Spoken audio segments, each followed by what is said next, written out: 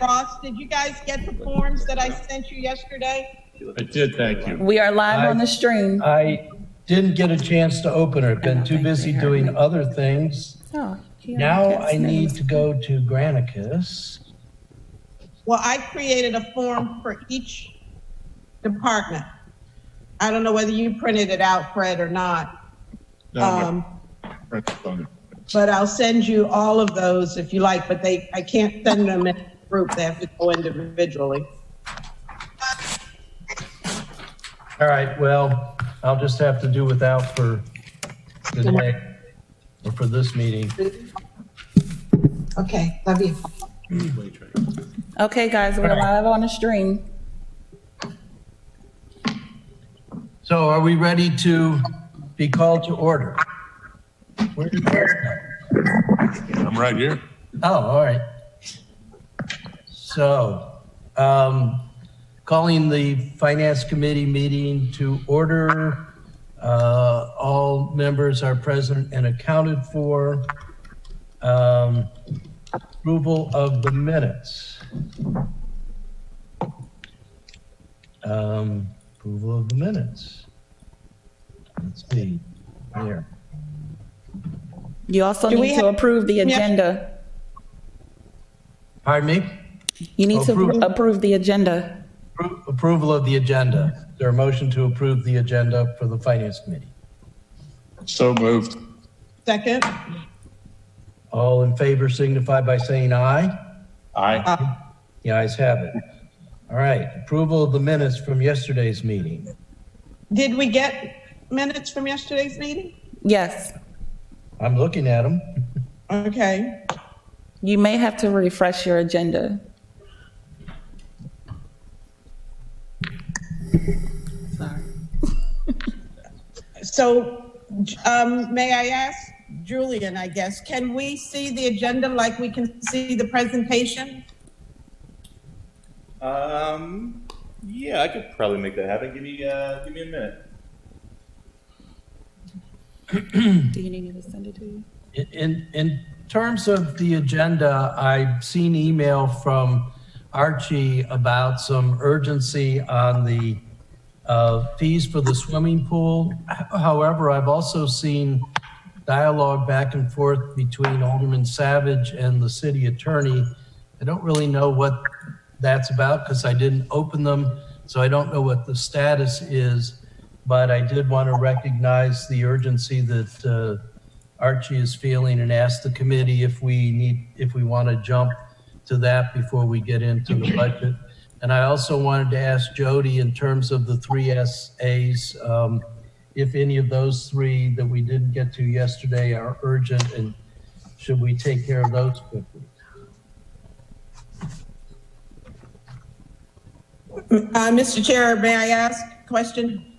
Do the departments need to be there in order when does Art want present when his essay comes up?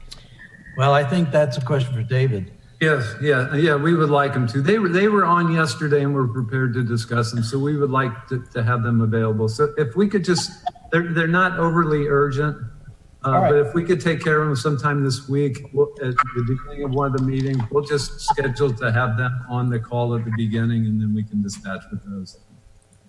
Okay, that works for me. So, but that's not the Archie issue. Archie's with the swimming pool. Those have some urgency. I guess we're still hoping that the pool's going to be able to open in May, and that's the urgency surrounding that.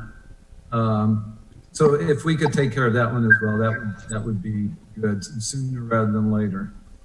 A question, are those new fees in the new fee schedule that came with the budget? Well, they will. So that presumes we have to wait until July to implement those new fees. We were thinking that the pool would open Memorial Day, so we need new FY20 fees for the swimming pool in advance of that. All right. Who knows if the pool is going to open before July? It's certainly not going to open until the middle of June because that's the completion date now for the construction. So, we're looking at a 2-week window potentially if we're able to open the pool after the construction is complete. Right. Sheila? Could I Julian, suggest, sorry. I'm looking at our schedule, that we invite Archie in this afternoon at 1 o'clock before we hear from the department. And then on tomorrow, when we have a 3-hour meeting in the morning with police and fire, that we add the other essays to that agenda, since we're asking all departments to limit to 45 minutes, and we have 3 hours set aside for. So it looks like we may have some time to fit those in tomorrow, but we take Archie's this afternoon. Well, we'll need to make sure that Alderman Savage can join because he's offering an amendment to the legislation to increase the fees. And so I think we want to hear what he has to say. I don't know the rationale for the fee increase or how it's justified, but I have seen that much. And so we would want him to be able to be on at the same time as Director Trader is on, so that can be discussed. Can you reach out to those individuals, Archie and Alderman Savage, to see if they're available at 1 o'clock this afternoon? Yes. Thank you. Okay. May I ask David, I thought Archie had an essay. It's not, it's about the fees? I think he has an essay, and then there's also a separate item it's actually an ordinance, I think, for the fees. It's a resolution. Resolution. We've seen that ordinance already. Jody has her hand up. Jody, please. Yeah, I wanted to say you were asking about whether or not the fees, the new pool fees were in the coming legislation. Yes, they are. But he wanted to enact them early. So I think there's another piece of legislation coming with just those fees in it in case we can open the pool before July 1. Right. So the other thing is you keep talking about 3 essays and I only have 2 in front of me, so I'm not sure which one I'm missing. And they're not listed on the agenda. It was for today. 2 essays and an FT that Katie sent, not 3 essays. And what was the FT for? Marcia. And was that the one moving it for the rent and Yes. rent of the buildings? Okay, I don't have that on my desk right now, but anyways, I know what it's about. Hey, I just lost my hearing, guys. I can't hear anything.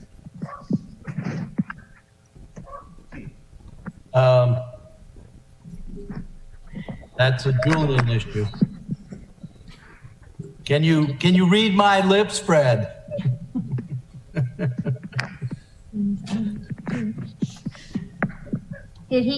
He's not muted. We're gonna call you, Fred. All right, Julian's calling you. I can't hear anything. Oh, he's probably on the phone. And those that are on that aren't talking, if you can mute while you're not talking, that helps all the sound quality.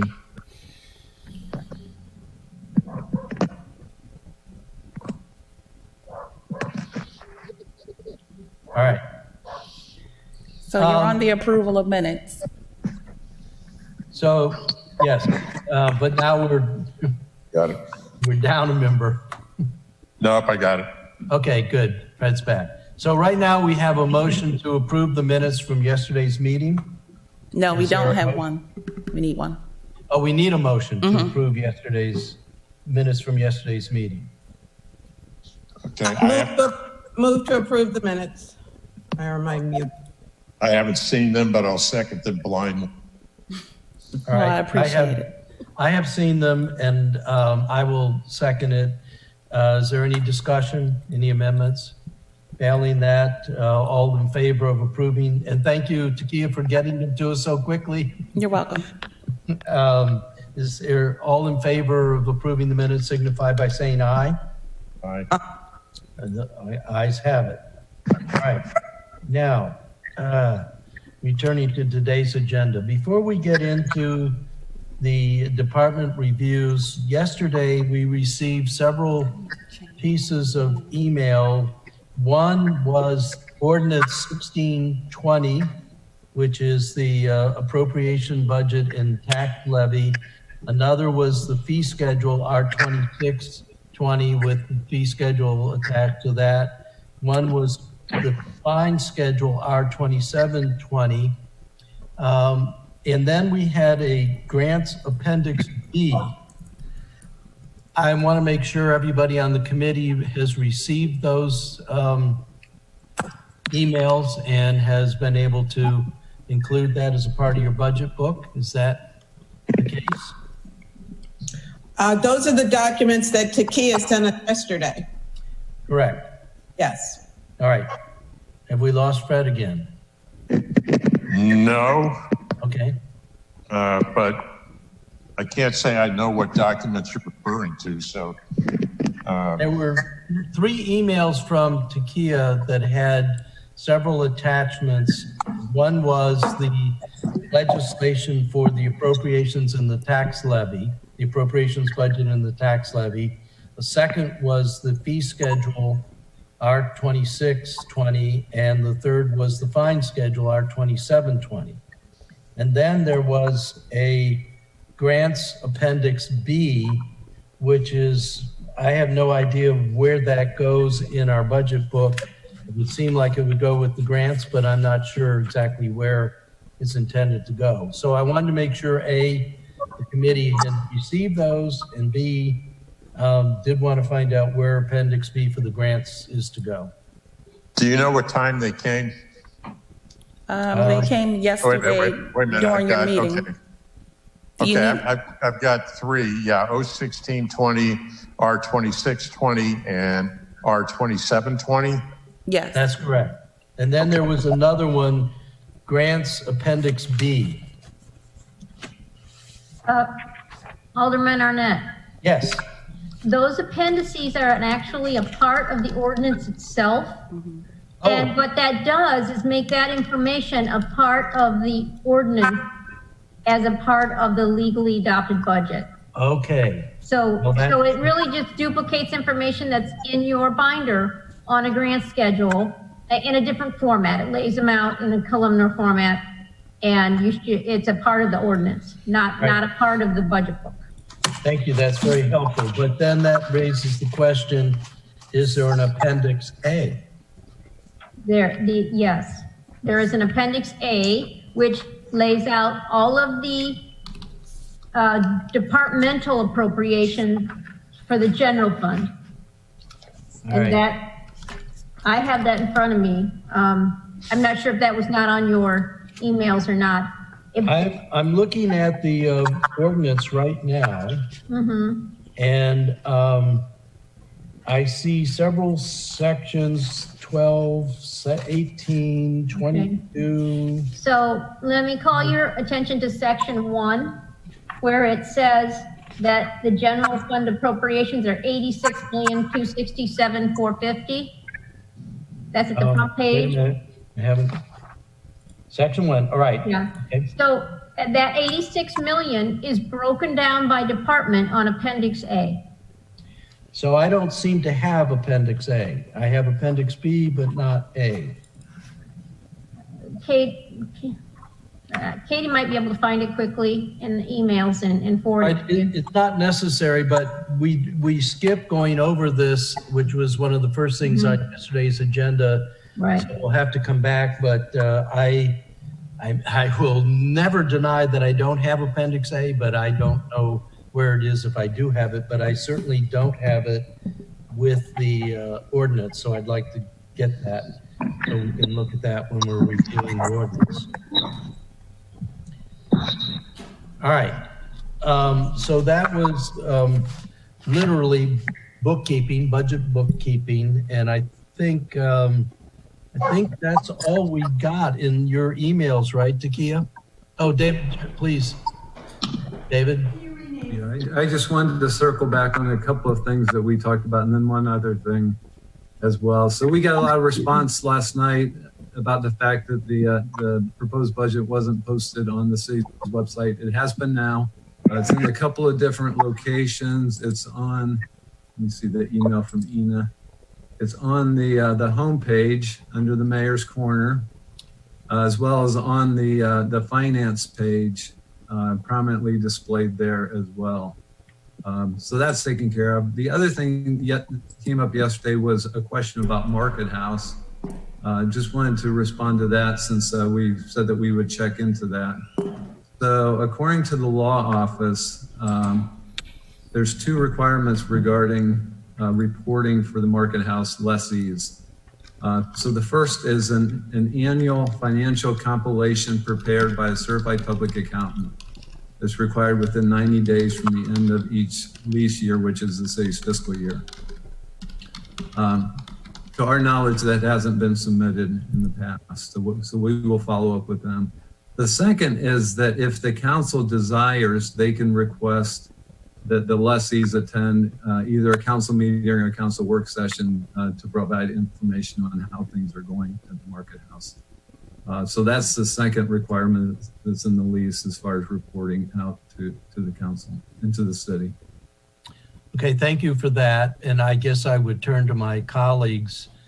The reason I raised the issue is one, that was something that was part of our whole discussion about getting reporting so we knew what was going on. But two, I have heard rumblings, including from some of the partners, about tough sledding for the Market House. And I certainly would like to hear a report from them. Probably not now, given the crisis we're in and the fact that they're closed, but at some point in the not too distant future, in case there's something that we can do to provide them relief. We want at least I would like the Market House to be successful.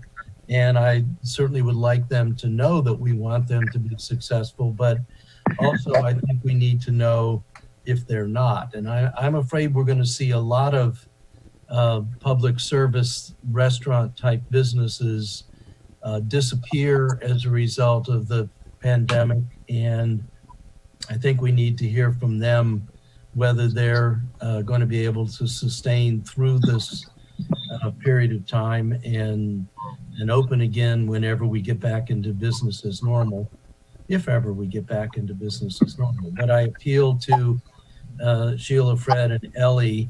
That's just my thought, but I think, I'd like to hear what your thoughts are. Ross, I think since they're due to give us a financial 30 days after the fiscal year, that might be a good time to have them come and present. It truly isn't appropriate to do it now, and between now and the end of the year, they're not going to be in a position to give us much. But if we wait until their annual financial report is due and have them come before us with that report, I think it might be appropriate and timely, because that would put us into the fall. So I agree with that. all right, Ellie? Shaking her head. Agree. All right, but at a minimum, I think it's good for us to send them now from whoever is the appropriate sender, whether it's the city manager, whether it's send them a reminder that this is an expectation, and so that we don't just hit them cold. Probably not welcome news for them to get in this moment in time, but nevertheless, it was part of the lease, and I think they should comply with the lease. Yeah, I'll reach out to them and have that discussion and let them know what your request is. All right, I appreciate that. Let's see, going back to the agenda, we're ready, I think, and let me check with my colleagues, I think we're ready to start the presentation from Public Works. Marcia, thank you very much for sending us the PowerPoint. I skimmed it, but I appreciate it. It was done very quickly and very timely. So unless there's other input from my colleagues on the committee, I think we can begin with that. I thought it was helpful. Let's do it. Yes. All right. So Now, the order we had in mind for the presentations were to go over the performance measures. I'm not sure this does that, but we have it. Maybe we should just go through the performance, for the PowerPoint, and then we can see whether there's questions from the committee. Yeah, I think you'll find that she included that in different parts of PowerPoint, so. Okay. Mr. Chair, and if you use the form or some sort of organizational chart, you can track from her presentation which bullet points she covers, because I think she does cover all of them. All right. Well, if only I'd printed out the forms, I'd be able to use it, but I'll have to make do. All right. Can you print out? Can you print out two when you do that? Oh, look at this. It's showing up. That's pretty neat. Thank you, Julian. All right, let's hear it.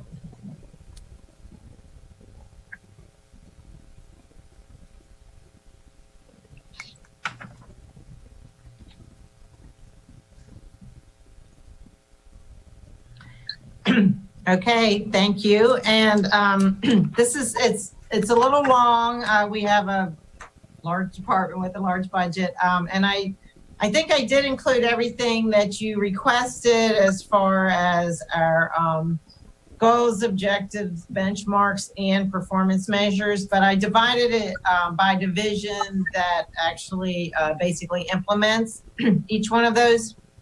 So, and if I don't know if you want me to go through the whole thing or ask questions during the presentation. I mean, whatever you want is fine with me.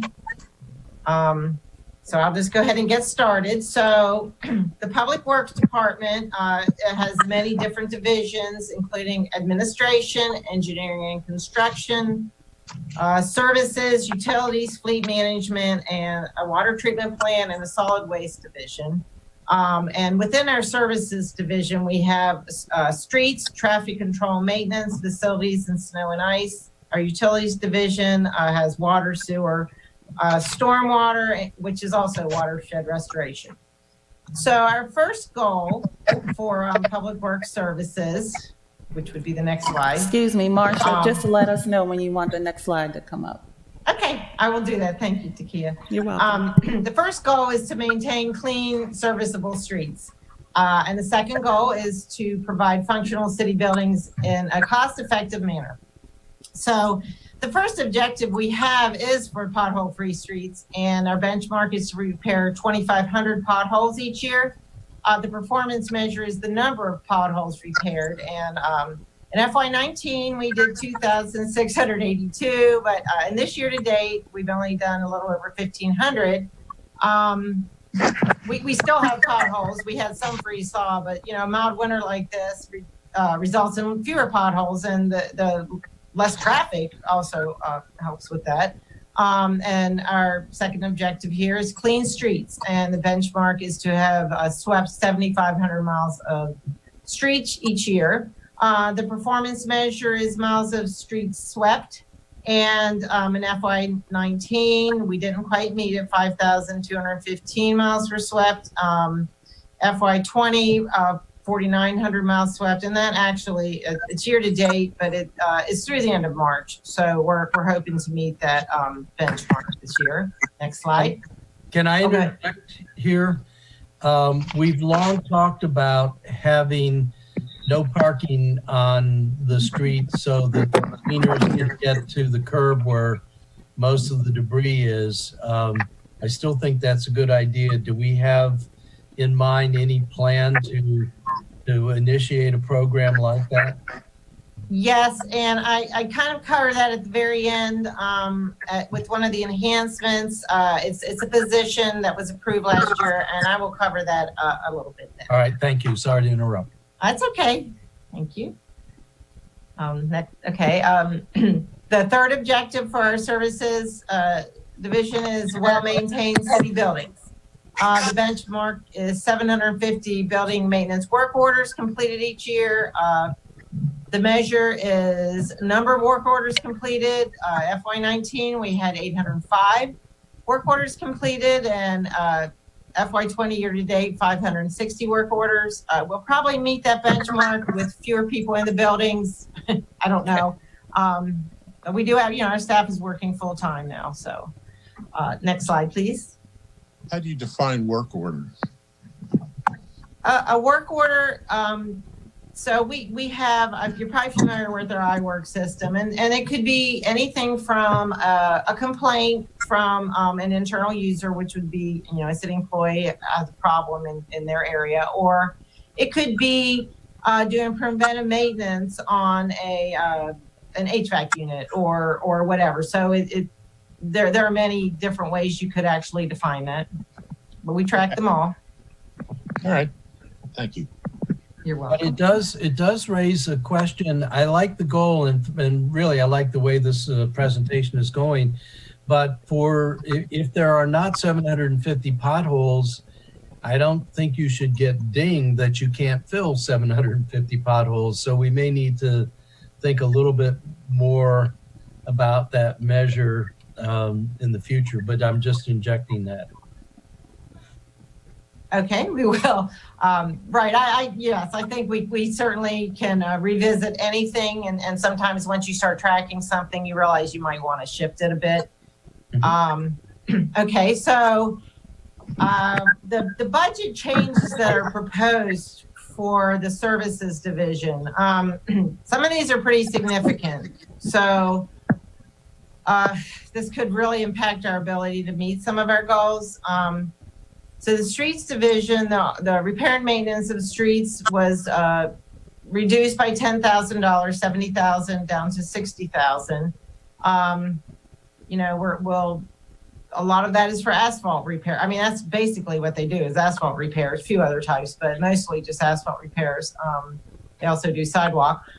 The repair and maintenance of equipment has been drastically cut by $39,000, which $79,000 down to $40,000.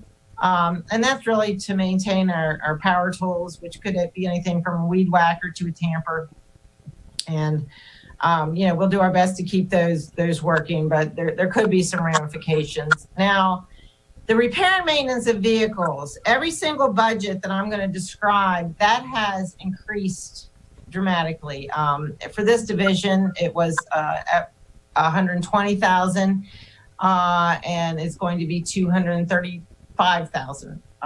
So it's $115,000 greater. Now, what was done this year that wasn't done last year is the salaries are included in that number. The salaries of the mechanics, the whole fleet division, last year they weren't included. So it makes our budgets look like they're bigger than they actually are.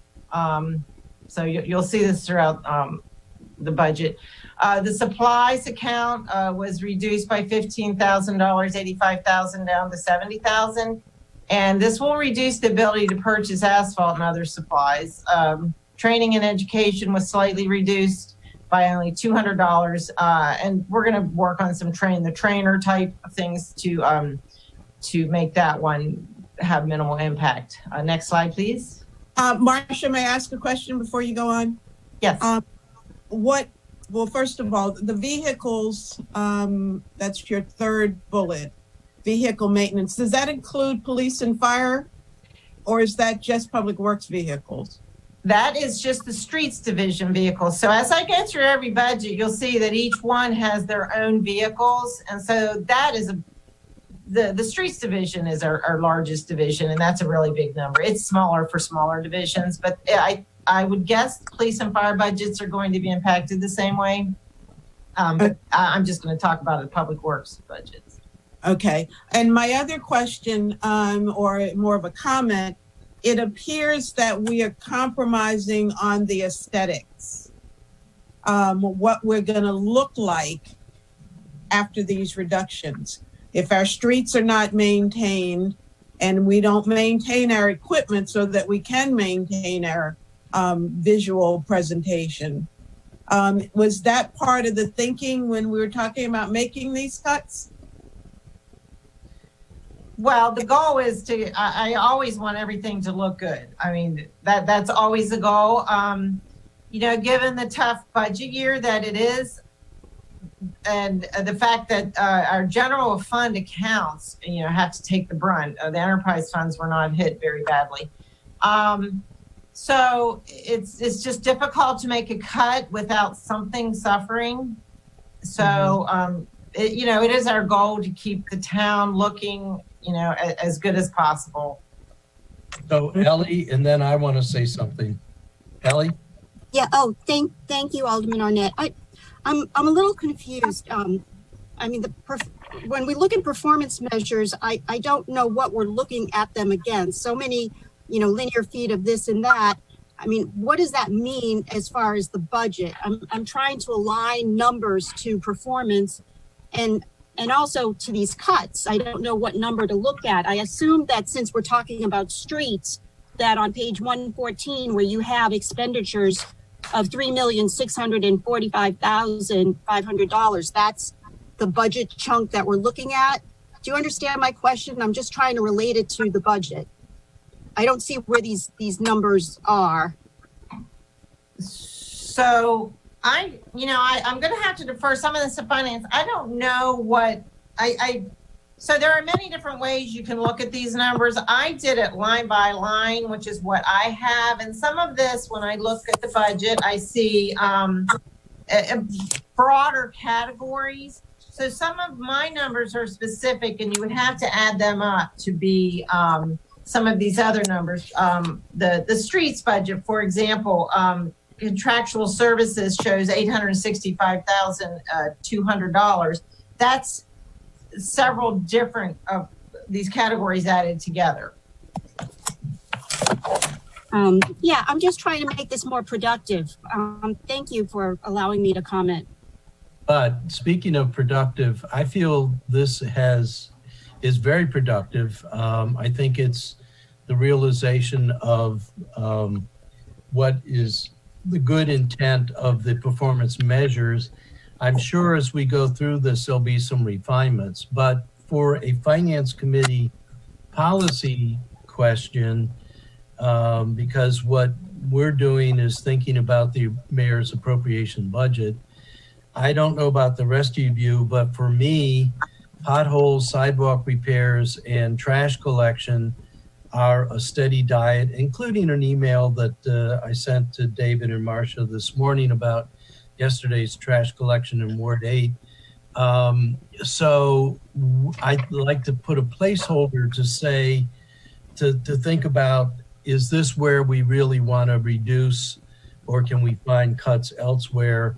And of course, that's something where we'll have to go back to Marcia and the department to say, could we reduce some of the reductions here and increase elsewhere? So I'd ask the committee to, and Ellie and any other older person, to keep that in the back of your minds. But Marcia, so far, I have to say, I'm really very appreciative of what you've done. And I think it's exactly what we were looking for. Thank you. Okay, I guess we're ready for the next slide. All right, now this is our traffic control and maintenance division, and if you recall, they do signs, markers, crosswalks, flashing beacons, traffic signals. So their budget was also hit. So we had $15,000 for repair and maintenance of equipment, and that has been reduced to $7,800, which is a large hit. That's $7,200 less. That's what we use to maintain traffic signals and other equipment. That it could have a detrimental effect. Our traffic signals are old, and I occasionally, have a nightmare about a catastrophic breakdown of a signal because they're so old, they're difficult to replace. And we're trying to address that through the capital budget, which we'll talk about next week. Their R&M vehicles was increased in this account also for the same reason just discussed by $11,300. Contract services was reduced from 9,000 to 7,800, which is a $1,200 reduction. We used an electrical contractor. A lot of that is electrical repairs. The supplies account was reduced from 23,000 to 15,000, which is an $8,000 reduction, which will make it difficult to find any new crosswalks, refreshed crosswalks, red curb painting. A lot of that we do in-house, and we have to buy the supplies for that. The training and education budget was also hit a little bit, $200, reduced 2,000 down 1,800. And two of our employees in that division are certified by the International Municipal Signal Association, and some of the training is held out of town, and that's why that budget's a little high compared to some of the others. So, we're going to have to make do. Next slide. May I ask a question before, or make a comment? I'd like for us to put a pin in these cuts because some of them sound like public safety issues. Yeah. The lights and, paintings of the crosswalks and the like. So I'd like for us to make a note of that, that, they may impact public safety, these cuts. Agreed. And that's one of those things we need to tuck in the back of our minds. But gosh, I just can't tell you how worthwhile I'm finding this presentation. I think it's where we should have been years ago in the budget presentations.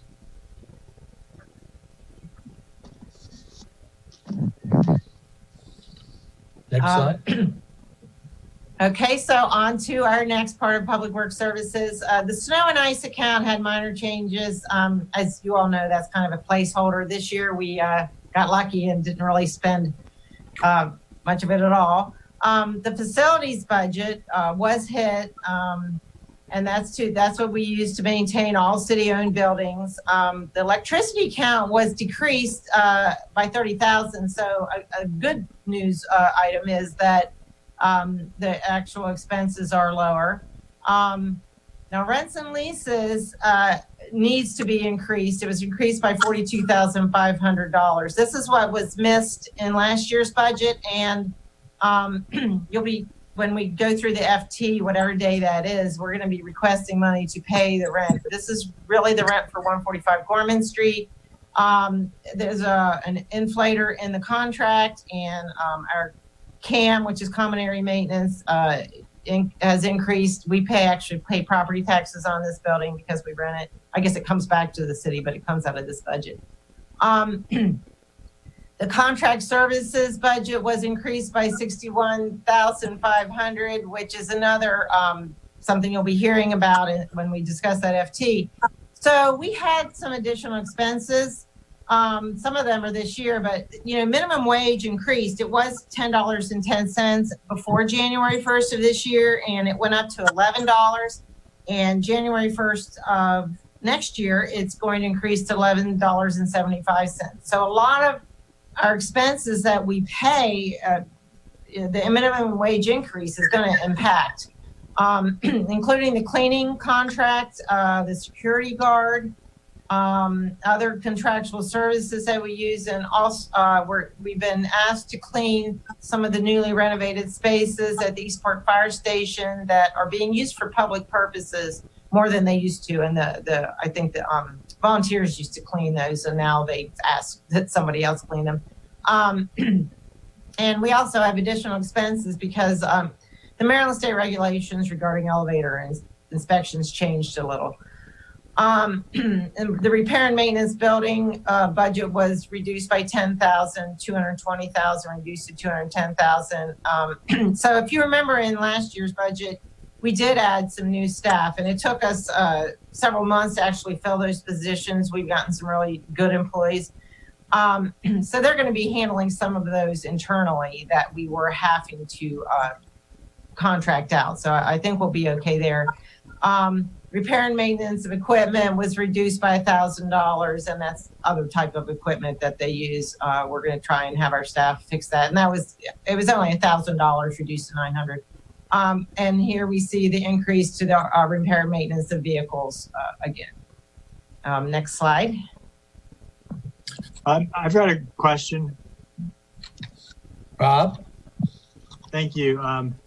A question about the snow and ice.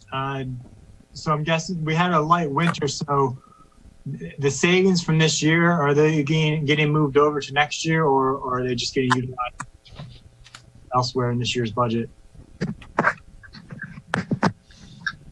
I'm not sure what's going to, they're still in there for now. I think we were in discussions of some ways to move those around. I think they may have to fill in a hole this year, but I think that remains to be seen.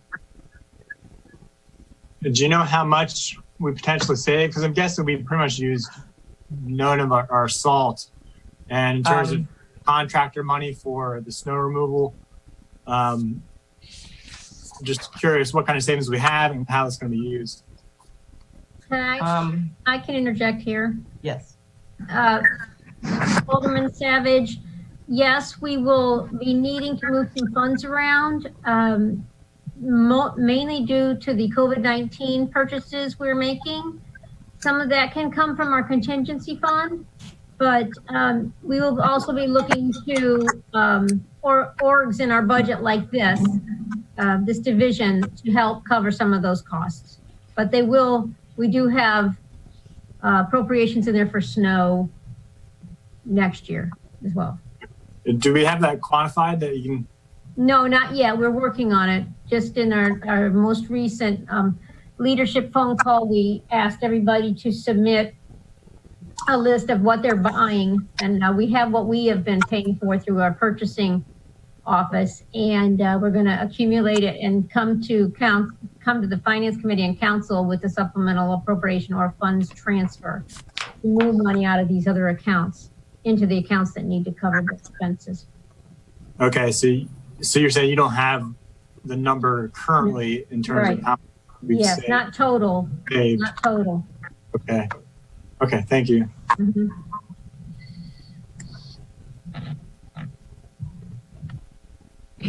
Okay, now we're moving on to our Public Works Utilities Division. We have 3 goals. One is to provide high quality, safe drinking water to all customers. The second is to provide worry-free utility services to all customers. And the third is to practice highly effective asset management on the utility system. Next slide. Okay, the first objective is to implement an effective asset management system for the water distribution system. So you probably remember in last year's budget, we added some new positions to work on that. And we're still in the process of filling those. We're very close. So our benchmarks for that objective are to scan 5,000 feet of water lines for leaks each year, and to exercise 300 water valves and to test and inspect them, and to replace 5,000 feet of water lines each year. And what that will do for us is to prevent issues in the future. And so for the performance measures, because the first 2 are new, once we get the staff in place and we get the equipment, we'll have that measure next year. We don't have it this year. So for the third benchmark, we do have 550 feet of water lines were replaced last year, and we're already have done 8,500 feet of water lines replaced year to date. And I see a typo. So the reason we had so few last year is we were still under design for a lot of these, and we have stopped what we were doing this year because we did not want to interrupt anybody's water service during this crisis, because we're asking people to wash their hands and stay clean. So that program is temporarily on hold to protect the water supply to our customers. Next slide.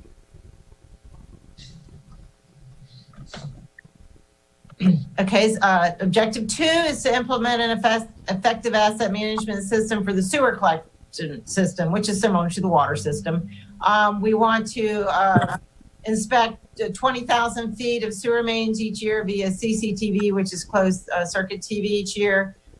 We want to inspect 100 sewer manholes each year and to reline or replace 6,000 feet of sewer mains. So we are actually still inspecting sewer lines via CCTV. We exceeded that last year by almost 1,000 feet, and we've already done 10,554 feet this year. We won't make that benchmark because we are in the contract bid process, which takes a little bit of time, so we're temporarily on hold for that.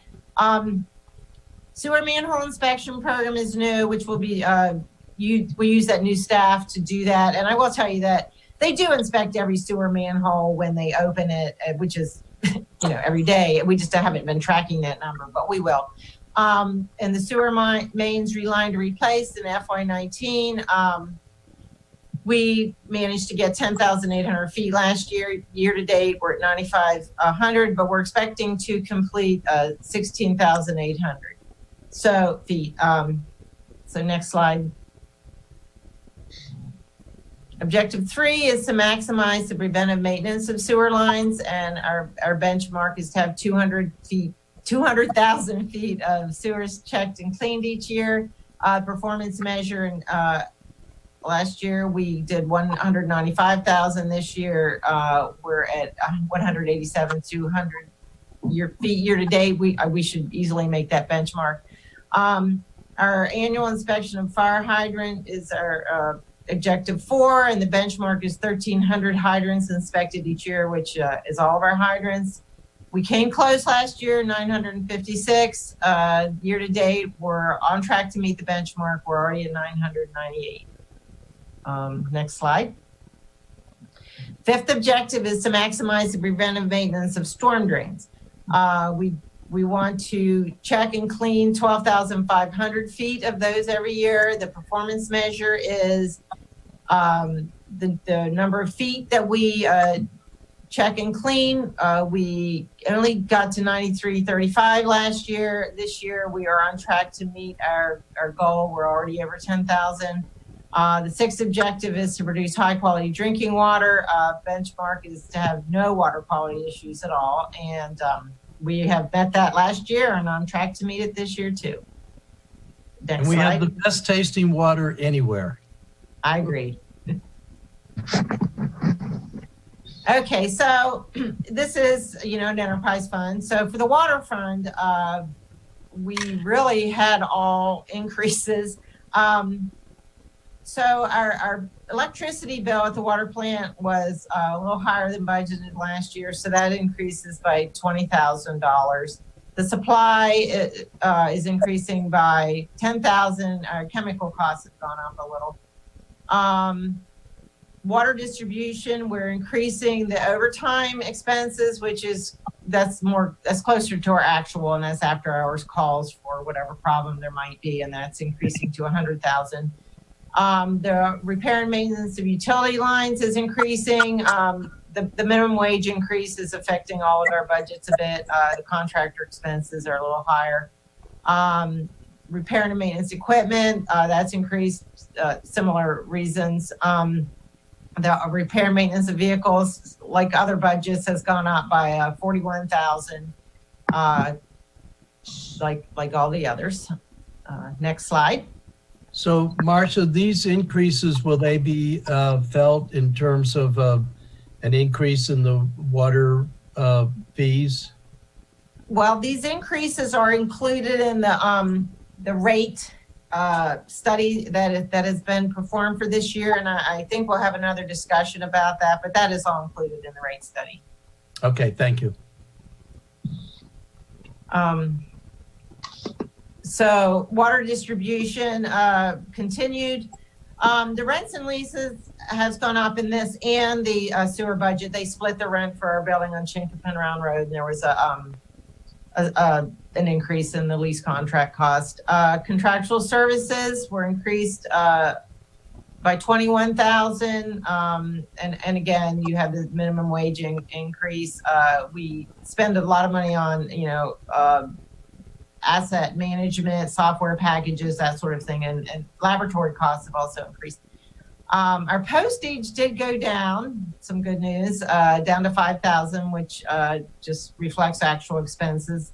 However, our credit card fee number has increased significantly from 45,000 to 68,000.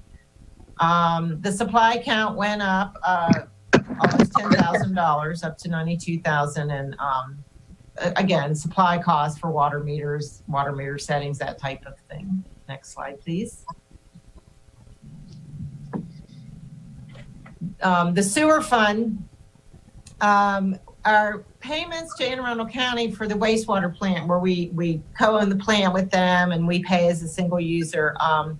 The expense is going to go down by almost 680,000 next year. The plant has received nutrient credits for advanced treatment. We're hoping that continues. We don't know how long that will continue, but for next fiscal year, we should see a decrease. Repair and maintenance of utility lines, again, went up $7,200. And that's due to the increased contractor expenses. The repair and maintenance of vehicles for this division increased $33,680. Rents and leases, similar to the water budget, $3,600. Contract services has an increase of over $17,000 for the same contractor costs and laboratory expenses. And again, postage decreased by $5,000. Next slide. So, Marcia, our sewer bill, I think, is just a percentage of the water bill. So if these costs from the county go down, does that difference go into the surplus for sewer? And if it stays down like that, would there be a change in that percent of water over time so that the quarterly bills go down permanently? Well, I believe that number is included in the rate study, and it would affect the rate this year. I will defer to Jody if she has something else to offer. Jody has her hand up. Yes, the sewer rates are not just a percentage of the water rates. They're separately calculated. The water rates this year are going up 4%, but the sewer rates aren't going up at all. Okay, great. So if I could just add too, since we're all weighing in on this issue. So the dependency between sewer and water is that we only have water meters. We don't have sewer meters. So the usage of water determines the usage of sewer, but they have their own rates on the sewer side. This year, we're going to propose a 0% increase. So we're not even going to deal with inflation because of the numbers that Marcia just talked about, because of this $680,000 savings that we thought might happen. We weren't sure that we were going to see it. We are going to see it next year. So that's going to benefit our sewer customers. So David, I remember 2 years ago when you gave us a list of, I think it was 23 things that Public Works was doing, and it was a very impressive list. This presentation is very impressive, but I think that tidbit is something that ought to go out as an announcement to all of our constituents that, we're not just continuing on, but when we have these kinds of savings, we're passing it on to the users, because our constituents tend to forget all the services they get from the city, really with no big imposition on them. And we have some constituents, I won't mention his name, but his initials are John Hammond, who complain about how much he has to pay for city water versus county water. And I think that our constituents need to know that we're not planning on increasing the sewer rate because we don't have to. Yeah, and the other good news is the Biosolids Facility that we talked about yesterday that's we're putting in the CIP. It's going to take a lot of the bio waste from the wastewater treatment plant. So it will actually be funded partially by the solid waste fund because of the green waste, but also by the sewer fund because of the biosolids that won't have to be shipped to Virginia like they are now. Instead, they'll go to Gammeljack landfill and then be able to be processed there and sold. So it's really a beneficial project. Yeah, no, it's great news. All right, thank you. Mr. Chair, Oh, yes, Rob. can I ask about the bio-waste recycling? Are you simply going to be recycling the bio-waste, or is it going to include like compost, residential compost? Yeah, so it's initially going to be the green waste and the biosolids from the wastewater treatment plants. And then we're going to slowly stand up a compost operation is what our intent. We would have done that by now, but we haven't had a good place to take those materials. If in fact we're able to build this new processing facility, we would also start a compost facility and send them, because that can just be mixed in with all of the other waste that's going to be processed. So the green waste is the yard waste?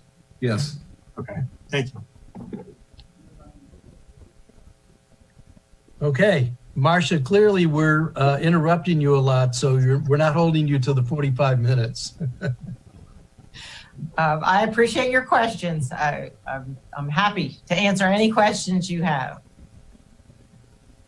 Okay, so on to our stormwater or watershed restoration fund. Again, the repair and maintenance of vehicles increased a bit by $5,400. Postage again was reduced. And we did see an increase in supplies due to the cost of materials of manhole frames and covers and grates. Okay, next slide. All right, now we're on to the solid waste division, and our goal is to provide high quality, environmentally friendly solid waste services to residents. And objective 1 is to maximize customer service provided to residents by the contractor, which means minimize the validated complaints received from the customers. So our benchmark is no more than 10 validated customer complaints each month. And by validated, it means we get some complaints but people like our staff will go through the complaint with them, or our inspector will go out and check it. Occasionally people don't have their trash out on time, or they've incorrectly put it out. And so we don't call that a validated complaint. A validated complaint is, they missed my street and they actually did miss the whole street, or they missed a customer who had it out on time and in the right spot.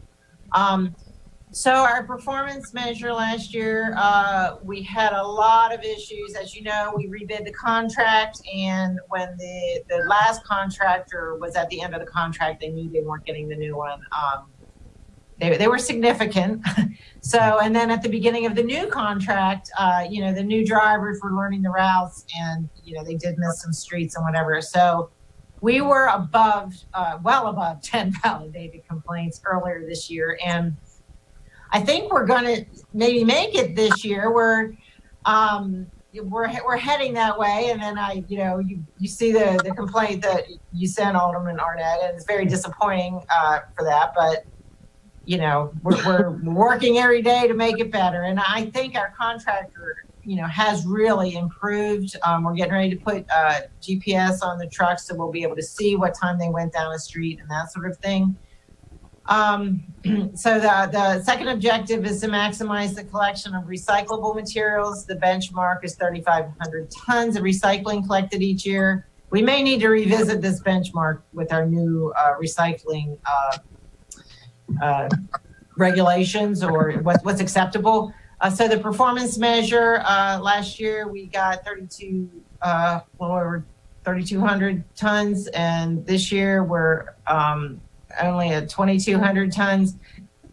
But the funny thing is, which I don't have to show you, but we have great graphs of how our trash and recycling and yard waste has increased since the stay-at-home order. It's amazing.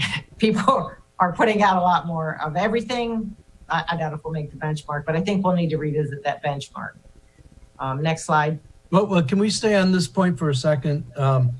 Actually, going back to the previous point, not only, I didn't put it in the email to you and David, but that was a pretty wild crew collecting trash here. They came down Chester Avenue and then backed up 6th Street at a high rate of speed, going in the wrong direction.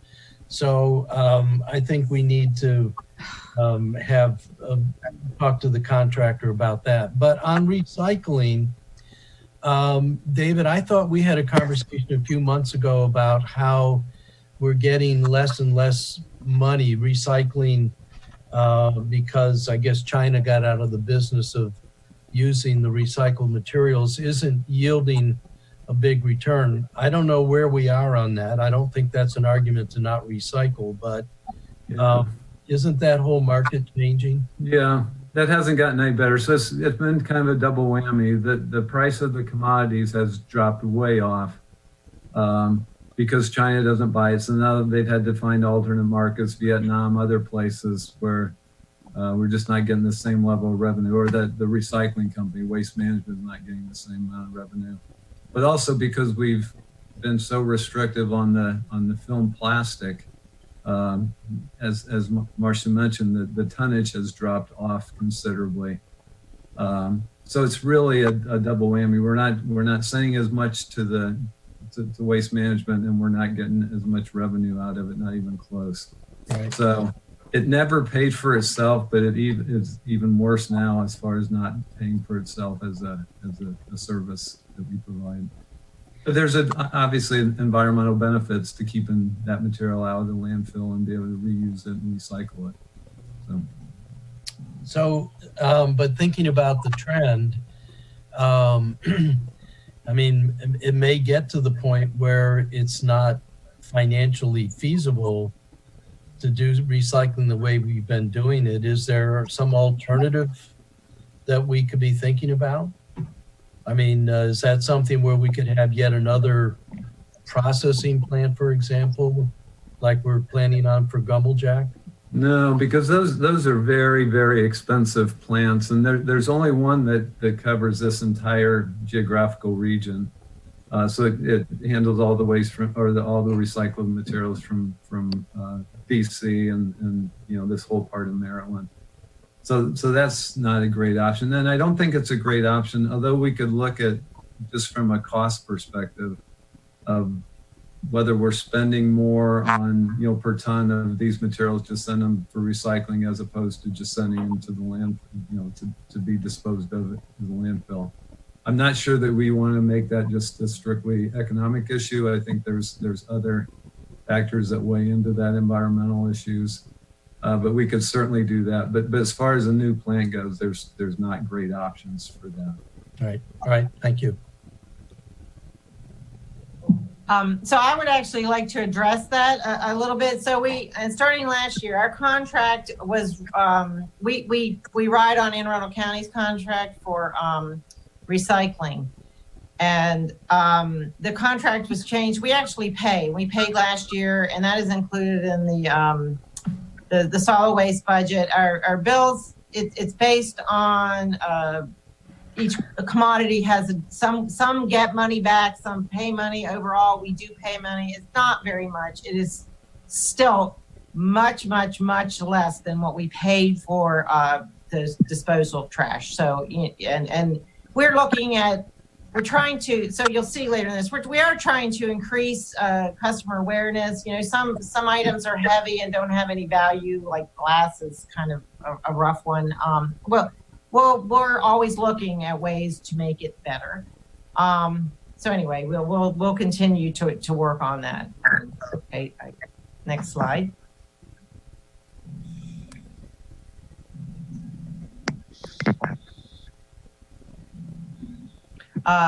Third objective is to maximize the collection of yard trim, and that's 1,500 tons of yard trim collected annually is the benchmark. Now I have to say, we collect a lot more in years where we have a big storm or a series of storms or whatever that brings down a lot of branches and other things. So last year we got about 1,900 tons of yard trim. This year, a little over 1,200, and we are on track to meet that performance measure. And objective 4 is to maximize the diversion rate of materials from going to a landfill. And what that means is you take your entire number of for all the commodities, which, trash, recycling, and yard trim. And then you take out what doesn't go to the landfill. And our benchmark is the rolling diversion rate of greater than 45%. last year we got to 41%. This year, our maximum so far has only been 39%. It is harder to meet with more the more restrictive recycling. And no significant budget cuts or increases were really proposed to the budget. There was a decrease, I didn't list it, but there was a decrease in supplies. We've given out so many containers, we're having to order fewer. So we did see a little decrease there. And we do have a program underway with a PR company who's helping us with getting the word out about recycling. We're going to use other methods, including getting into schools, more social media, whatever, just trying to get to all of our customers, how to recycle and what is recyclable, which has gotten so much better than when we initially changed it. But it's still a constant education effort. And we have your guidance on the recycling taped to our refrigerator, so we know what goes in and what doesn't. Oh, yay. I wish everybody did that. So thank you. All right, next slide. Okay, now we're on to the fleet management division, and our goal is to provide reliable, serviceable fleet assets to internal city customers in a cost-effective manner. So the first objective is we're trying to optimize the average age of the fleet for the fire department, police department, and all other departments. And by all other departments, that includes transportation, the buses, all of that, public works, rec and parks, all the OEM, the smaller departments that have some vehicles that they use. The benchmark is we want to minimize the optimal age of the fleets. Fire department will be 7 years, police department 7 years, and all their departments 8 years. And I believe these are based on national standards. So last year, the average age was 8.8 for fire, 5.5 years for police, and other departments were 9.3. So this year, the fire has been reduced down to 7.5. Police are down to 4.8 due to the fact we bought a lot of police cars last year. Other departments are 10.3. So a lot of that number has to do with the capital outlay of vehicles. I think I have that on the next slide. I'm not sure, but that number, our fleet manager tells me we should be getting the other departments number down a good bit next year. Objective 2 is to maximize the number of preventive maintenance orders performed. The benchmark is to do 400 each year. We didn't quite make it last year, but we're on track to meet it this year with 305 PMs performed to date. Next slide, please. Okay, so the third objective is to minimize the number of emergency road calls that have to be made each year. And our goal is no more than 250 road calls. The performance measure last year, we exceeded that a little, but we are doing much better this year. And we're on track to meet the benchmark on a little over 100. And that's why we're increasing, the preventive maintenance, getting newer vehicles will reduce that number.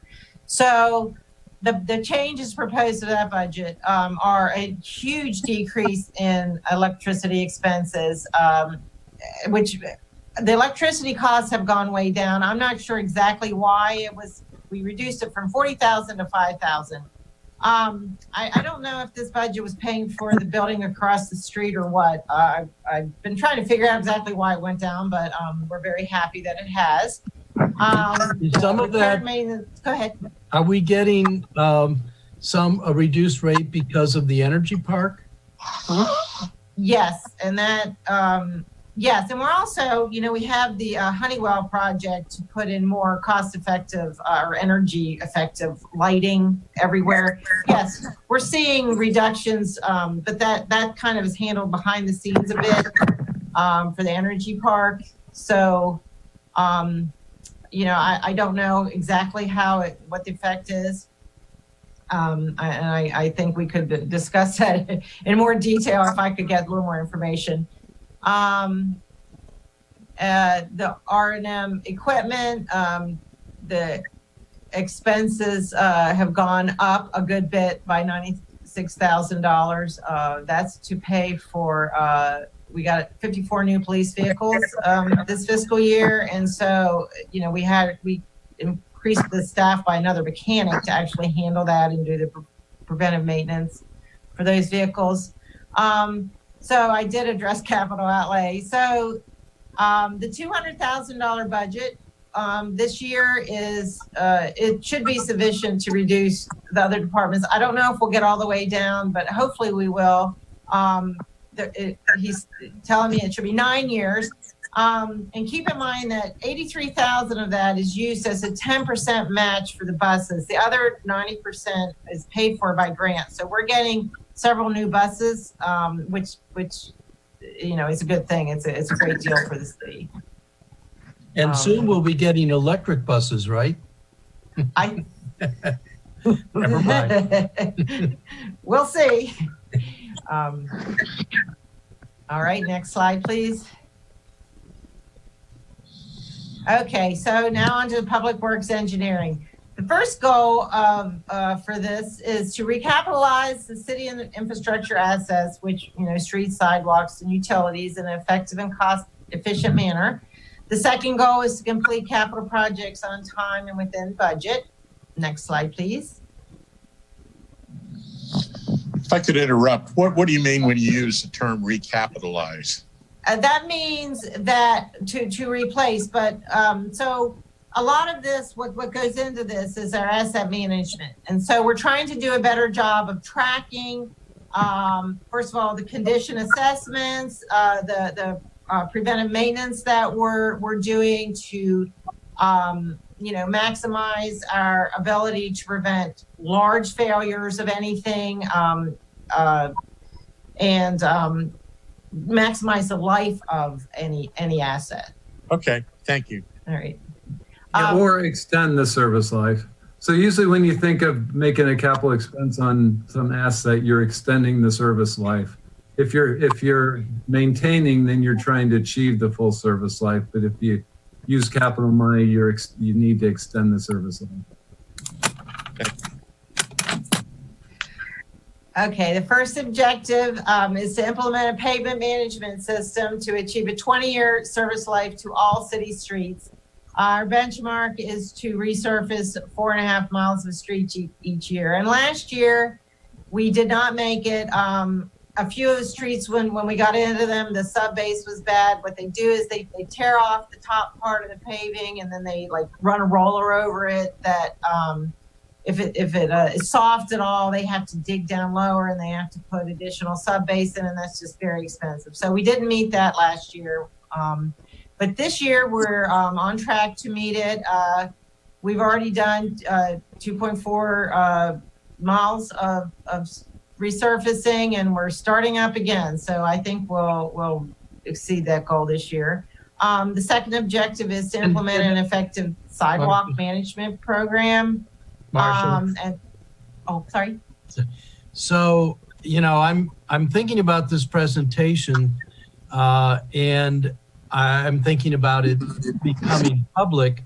So it seems to me like that discussion about the subsurface is an important one to include in that bullet, so that when if the public looks at this, they'll understand why we didn't meet the goal. First of all, the 4.5 miles is certainly our goal, our objective, and I think that's the right standard.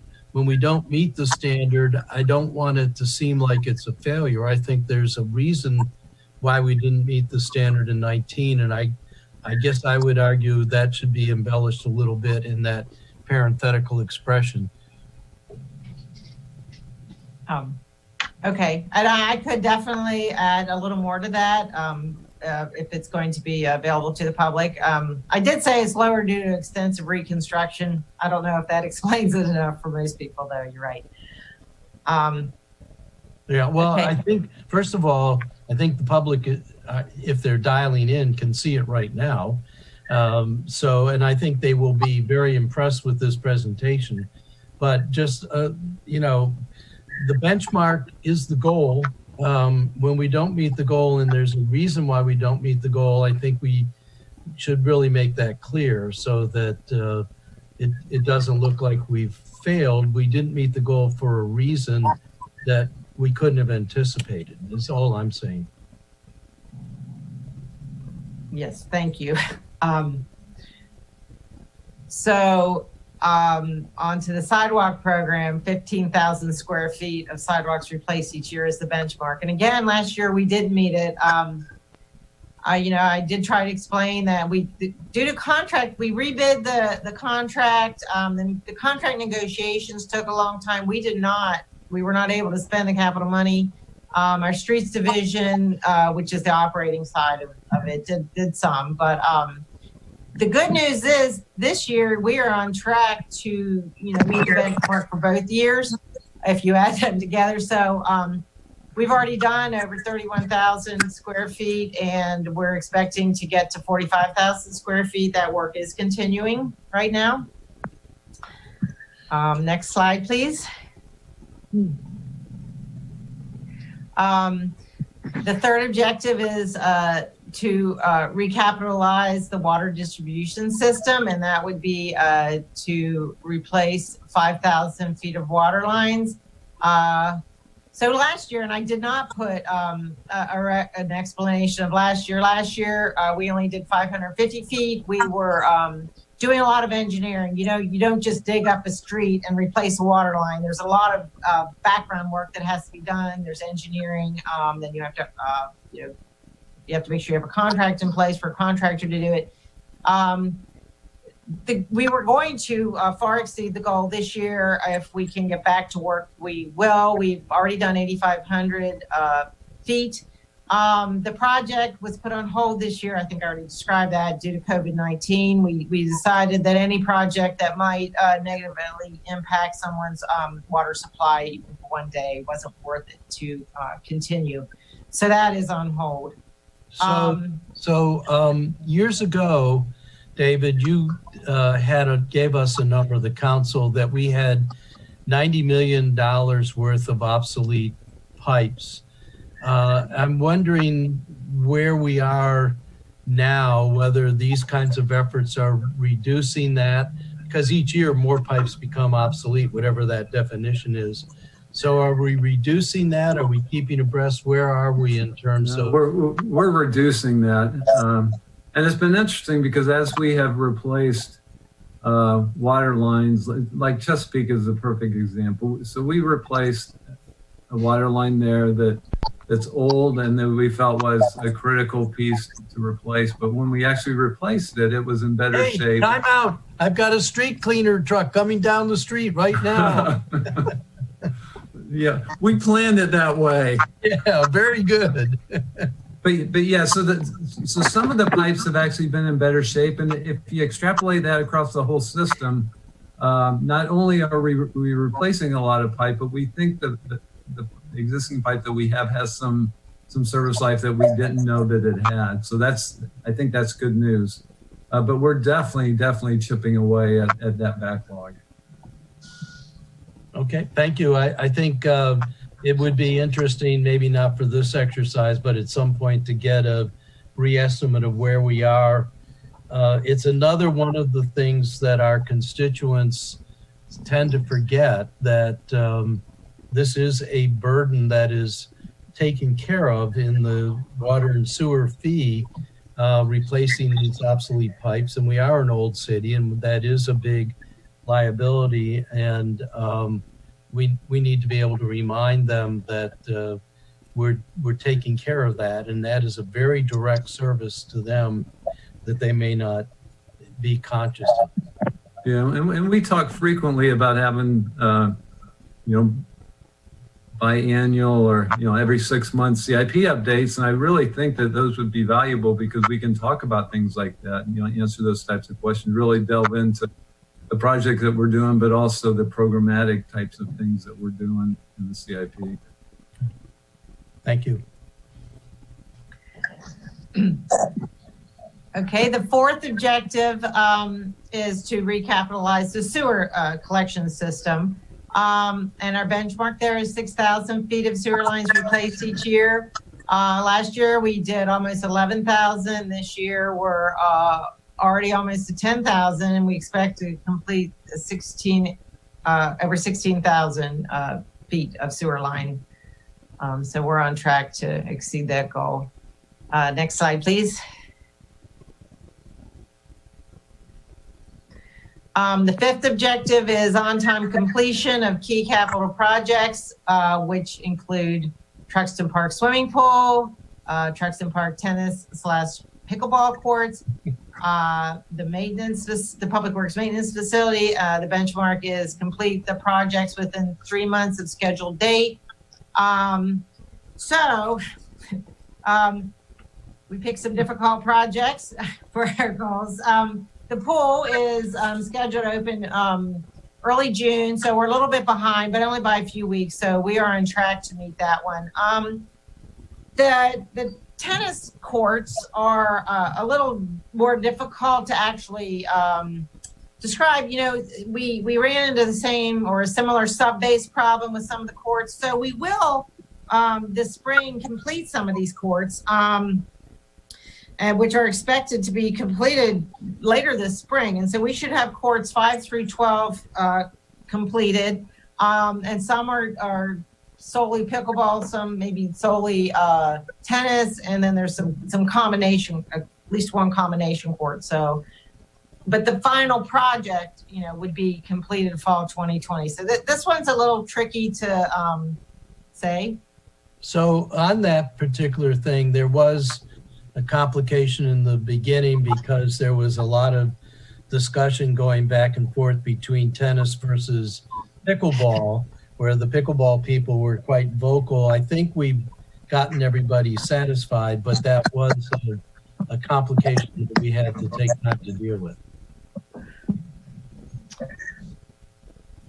Yes, I agree. And, you know, the public works maintenance facility, you know, we do expect that one to be completed by April 2022, although we're still working through, you know, we just got the money to approve to really start design work on the 39 Hudson Street site. When we lay out the schedules, there are a lot of approvals required by the Building Board of Appeals, you know, a few other groups. And so, you know, some of that we're going to have to work through these issues and figure out the timing a little better to give it a better date. But right now, we're looking at about 2 years from now. Next slide. May I ask a question? Yes. About that one? And this is for David. Do we have the new drawings from the architect yet? No, we do not. They're working on them. It took a little bit longer with the programming because we're having to move to fit everything on the site, because we're having to move the storage in the back as well as the salt barn. And so they're wrapping up the programming, and then they'll incorporate the programming into the design. The programming is just what all has to go there and how everything fits on the site. Mm-hmm. That's completed. So now they're starting to work on the drawings. Okay. Any indication of how long it's going to take them to? Marcia would probably know that better. We're hoping that they have some good drawings by June. Again, we've had some contractual, and I call them issues. It's nobody's fault. It's just we had such an old contract from when we started. This project has been going on so long, and you know, our contractor has been wonderful to work with. They've been very accommodating of all of these changes we keep making. But anyway, we're working through that, and we're hoping we have something better in a few months that we can share. Okay, thank you. Thank you. All right, next slide.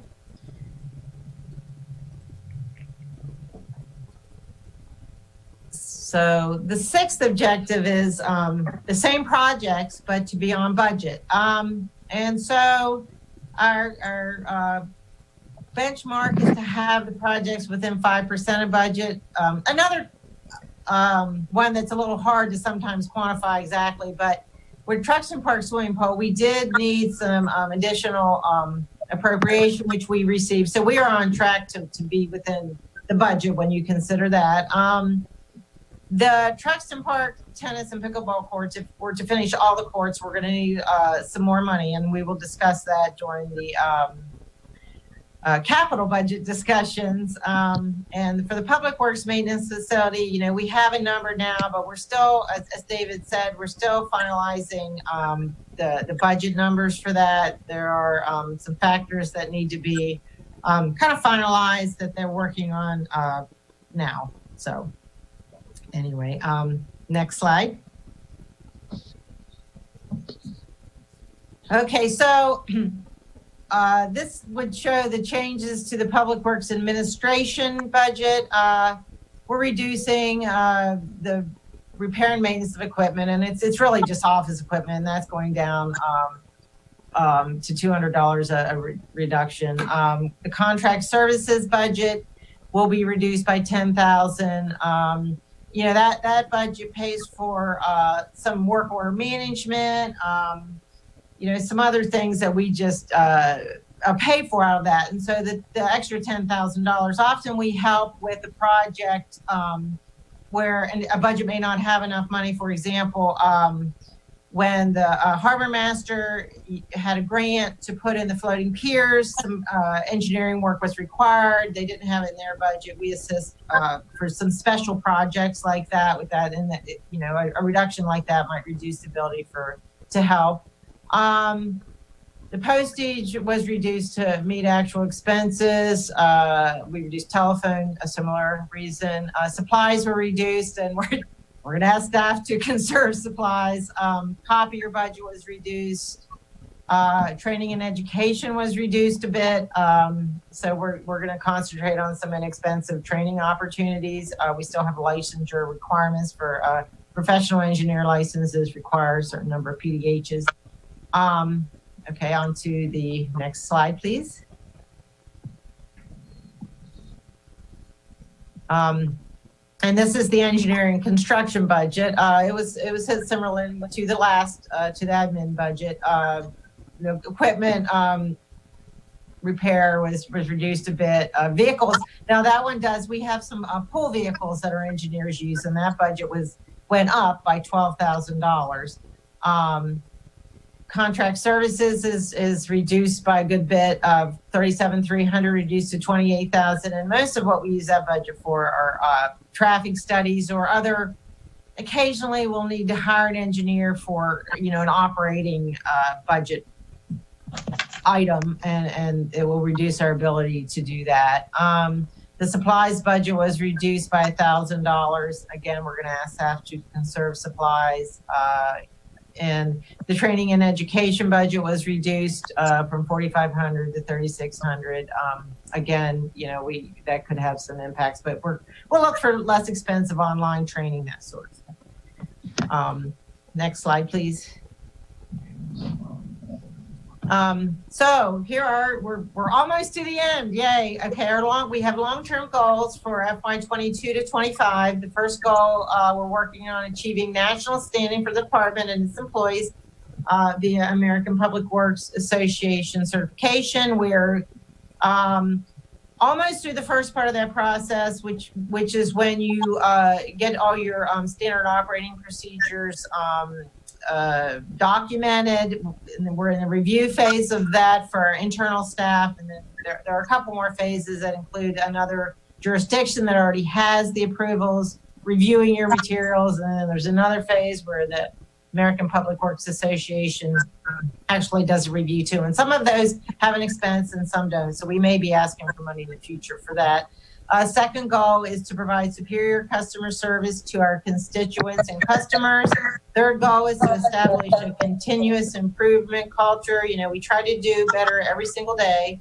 The fourth goal is to establish and implement life cycle management programs for our city assets, which is what we were talking about with the recapitalization, where you know, tracking preventive maintenance measures, improving our preventive maintenance. Goal 5 is to maintain a complete, safe, high-quality street system that supports vehicles, cyclists, and pedestrians. And the 6th goal is to provide responsive and professional service delivery. So next slide, please. And this is the last one, yay. So this one, we did have 3 enhancement requests, and they were all for position changes / upgrades, or one, well, they were all that. I'll describe the third one, which is a little different than the first 2. So the first 2, first one is our Public Works and Office Associate, who is a grade 9. That job has changed dramatically over the years, and other divisions or departments have recognized that. For example, the Fire Administrative Specialist, who's a grade 12, the Pit Moyer Front Desk Supervisor is a grade 12. And I had the individual in this position tell me how much of that is actually enterprise funds. So this person does all the financial everything for the water plant. They don't have an office associate out there. So that is all handled, and their budget can be somewhat difficult and complicated. The payroll is very complicated. It's a 24-hour operation. So that was to increase, to change the job description, which would result in about $7,200 increase. And, you know, we could possibly fund that out of water, sewer, refuse, and watershed restoration. That person touches every single one of those budgets all the time, every day. And the next 2 are both enterprise fund, totally funded. And that was the Utilities Office Associate. We'd like to change the Office Associate 4, which is a grade 7 in our Utilities Division, to increase to be a Utilities Office Associate, which would be a grade 9. And this job requires advanced skills. The water billing is challenging. I'm sure finance can offer how important it is to have somebody who is very knowledgeable and capable in that position. And skills exceed, I think, a typical office associate. And our last one was, this addresses the street sweeping. So this is my little brainchild here. So I combined these 2. So right now, the sewer pretreatment program, which is a federally mandated program, is not in any job description. So as things morphed and the environmental division was created, the environmental policy office, somehow those job duties just fell out of every single job description, and they are not in the job description of the person who's performing those duties now. It's the public works analyst who had that job, but she already has a really full plate, and she's really good at what she does, and she's able to kind of do that one too. But if she ever leaves, we will never find someone with that skill set again that can do both of those jobs. And the other part of this job would be the street sweeping inspector or manager, because as you discussed or asked about, Alderman Arnett, we need to do curb to curb sweeping, which involves working with neighborhoods and community groups to work on days that you can have the cars not parked on both sides of the street, so that we can meet the MS4 credits to actually get the credits for that program. And both of these, pretreatment and the MS4, are comply with the city's Clean Water Act. So I think it's a great idea to combine them. And in last year's budget, somehow it got in there as an Office Associate 3, which is lower than any other position in Public Works. I just don't see any way that one could possibly work, given the knowledge, the ability to work with communities, whatever. This is harder than just, like, we'll have to educate the public about the street sweeping. You know, there's a process to starting it. And that would be to increase it to a grade 10. And that would be split between the watershed restoration budget and the sewer. So anyway, that one would be almost a $12,000 increase. Sheila, I'll get to you and then Ellie, but I can, in DC, they actually have permanent signs that say no parking on the street, such and such a date on this side. And then there's on the other side, there's a sign. It works there, so I don't know why we can't consider that here. But I will tell you that I think you will get full cooperation from the different civic associations in Ward 8, because they constantly come and say to me, gee, can't we do something to get the cars away from the curb so they can clean where the real debris is? And I agree with you, that's going to take a person that can coordinate with the communities. But I think we really need to think about signs. Now that brings its own cost, which is somebody has to enforce the no parking on the side of the street. So, and that will also make some unhappy constituents when they get a ticket for not moving their car on that day. It'll also make some unhappy midshipmen in Ward 8 because they park here and don't know that they're supposed to move on a certain date. But that's a whole nother issue. But anyway, Sheila, you had your hand up. Yes. Well, first of all, Ross, I can concur with you. We have a house in DC, and that street sweeping process has been in place at least 20 years. Right. And it has worked. Just recently, Bywater, we were doing some sidewalk replacements, and the signs indicated no parking, and no one parked there. So I think folks will comply if they get notice. And if we put up permanent signs, I think they will comply. My initial question is, Marcia, were these enhancements included in the mayor's budget or not? I don't believe they were. I'll defer to Jody again. No, there were no enhancements that were approved as part of the budget submission. Since we were looking for budget reductions, that was easier. Instead of digging the hole even deeper by approving enhancements, we didn't approve any enhancements. Okay, thank you, David. So what happens to these positions without these enhancements? Will those jobs continue to be completed? They stay the way they are. So two of those, the Public Works Administrative Specialist would stay where she is, not to personalize this, but and the Utilities Office Associate is a filled position that will stay as is.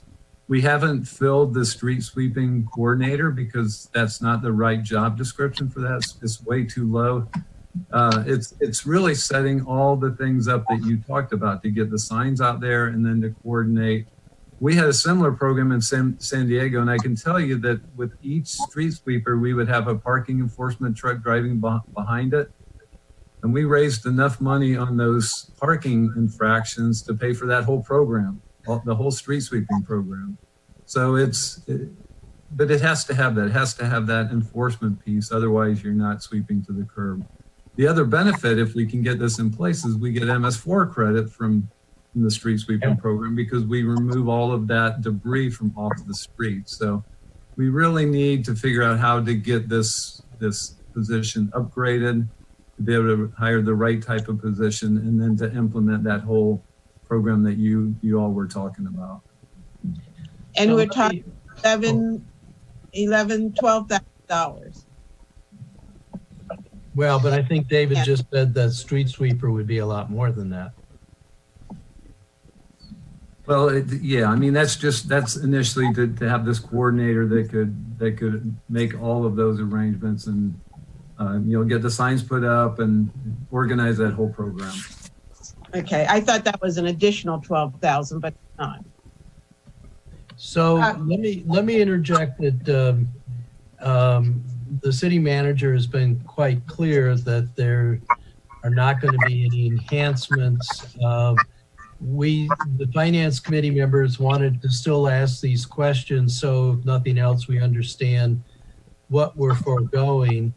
On these in particular, I think even the first one, Public Works Administrative Specialists, if that can be put under the enterprise fund, that's something where I would encourage Marcia to negotiate with the city manager and see, but I don't think the finance committee is in a position to ask for more money unless we're going to find someplace else to cut. And I think we're going to hear from every other department that they've also been asked to make cuts. So I don't know where those dollars are going to come from.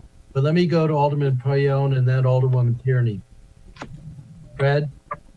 A couple of questions briefly. They actually came up during the presentation and I decided to wait till the end.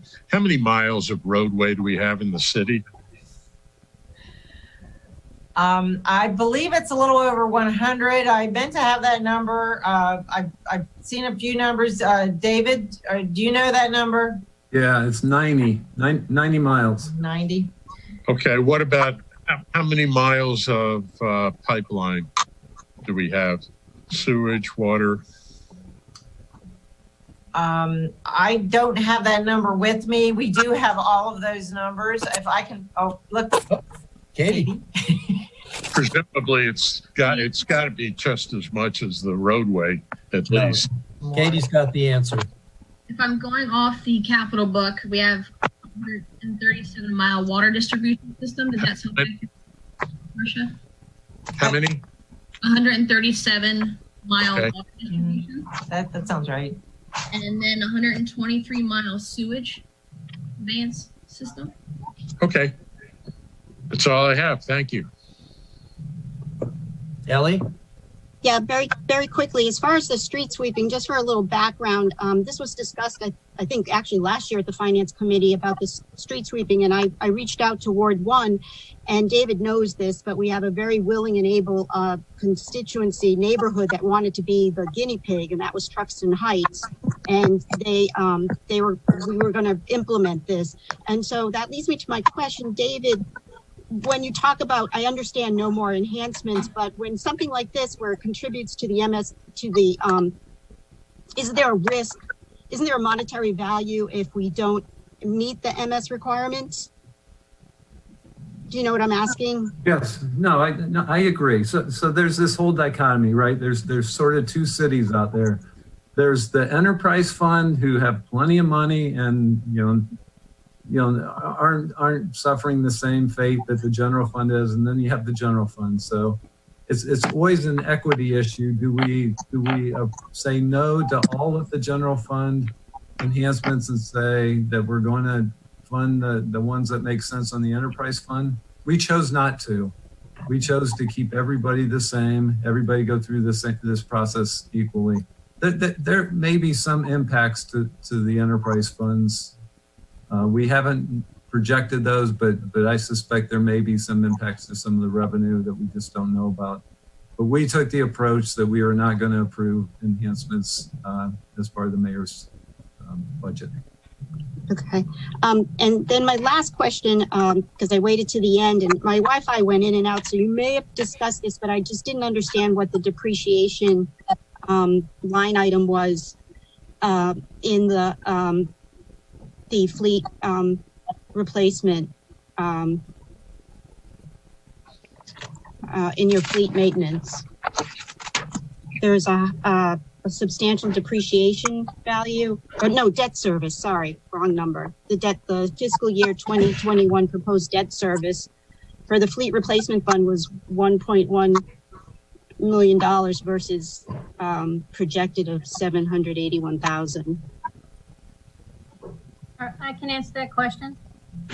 So if you recall, we have purchased, the fleet replacement fund purchases all the vehicles. And that debt service relates to the equipment loan that we've been using over the past 2 years to buy mainly the new police vehicles, but also several DPW vehicles, fire and police. Both have vehicles in there. We've had 2 or 3 very large fire vehicle orders. So they have been purchased mainly over the past 2 years. And so now we are paying the debt service on that loan. The loan will stretch out over anywhere from 5 to 7 years, 5 to 11 years, depending on the age of the assets. So those are those loan payments you see there. Okay, just so for my colleagues, it's on page 117 under fleet replacement fund. So that bucket of money is for all of the fleet that we have. Correct. It's an equipment loan that we took out to buy these needed vehicles, including the police vehicles, the take-home vehicles that were offered 2 years ago when they renegotiated the union contract. And so that's increased. Our first draw on the loan was $5.5 million. There's a couple million more added to the loan this year. And next year we have a smaller, I think like $700,000 draw that we're going to do to finalize that. And then we'll be paying it out over the course of the next few years. Before I get to Rob, page 117, I don't have a page 117. Really? It's under Public Works. Yeah, Department of Public Works is at the heading at the top. Page 117? Yes, in the operating budget book. In the book. Oh, okay, so I have to go. All right, Rob, okay, I see what it, all right, Rob, you had a question? Well, yeah, question and statement, I guess. Thank you. This was brought up at yesterday's government committee, and as I said then, I've already spoken with City Manager Gerald about it and Director Guile about just getting some water performance standards into the Public Works program, into the list of performance standards that we'll be adopting. Because I didn't see in the stormwater program. I'd like to see some things about the Watershed Restoration Fund in terms of getting folks to participate in that credit program, which incentivizes them to put structures on their properties. Information about standards about how we're holding developers to the new policy and or higher or whatnot in terms of how much stormwater they're treating, but also related to reducing impervious surfaces. And lastly, I guess, environmental design regarding medical control and what kind of standards we're having for that program itself. Who's that question directed to? I guess Director Patrick, Marcia. I know we haven't, as a council, spoken about trying to adopt those additional performance measures, but I do think what Director Guile had put together for stormwater and then for trees and other things, but for the matter of Public Works, the pertinent information is regarding the stormwater program. So I'm wondering if that could be included into the presentation at some point. Yeah, and I'm not sure Marcia has seen those yet, perhaps, or had a chance to look at them, but we're supportive of those, and we will incorporate those into the Public Works measures. There's a few on the trees that will need to be incorporated into planning and zoning. I know that Sally is looking at those as well to incorporate those. So on that particular point, because we've had a flurry of changes, I think I would call them improvements to the whole performance measure, is there a recompilation of all of the performance measures that we could get sent out? I printed out the original version of it in a document, and I'd like to make sure I have all of the updates. So could we get that whole set of performance measures resent to us with the latest changes? Yeah, I think Glenn is on the call. So we will pull those together. So it's two sets. It's the ones that Jackie put together for stormwater and trees, and then it's the harbor master ones that were not included with the rec and park measures that need to be added. Okay, thank you. That would be helpful. Jody, you were starting to say something? No. All right. Finance Committee. I found this presentation to be the best ever that we've had before the Finance Committee, really, and truly.